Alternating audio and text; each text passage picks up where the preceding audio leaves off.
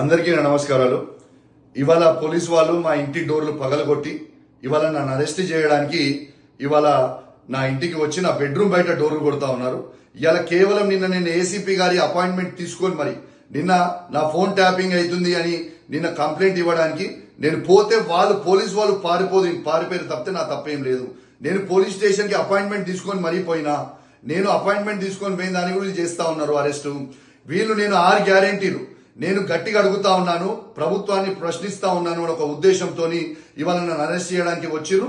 నేను తీవ్రంగా ఖండిస్తా ఉన్నాను. కానీ మీరు నన్ను అరెస్ట్ చేసినంత మాత్రాన దీన్ని మిమ్మల్ని ప్రశ్నించకుండా ఉండే ప్రసక్తే లేదు. ఖచ్చితంగా మిమ్మల్ని నిలదీస్తాం, మిమ్మల్ని అడుగుతూనే ఉంటాం. మేము జైలు పంపించినా కూడా మళ్ళీ జైలు నుంచి బయటకు వచ్చినాక కూడా మిమ్మల్ని వదిలిపెట్టే ప్రసక్తే లేదు.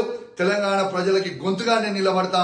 ఇలా దళిత బంధువు మా దళితుల కోసం కొట్లాడుతున్న ఒక ఉద్దేశంతో ఇవాళ నా మీద కేసు పెడతా ఉన్నారని చెప్పి సందర్భంగా తెలియజేస్తూ అందరు కూడా తెలంగాణలో ఉన్న ప్రతి బీఆర్ఎస్ పార్టీ కార్యకర్త అందరు కూడా దయచేసి అలర్ట్ గా ఉండాలి, రావాలి అని చెప్పి కూడా నేను పిలుపునిస్తూ సెలవు తీసుకుంటా ఉన్నాను.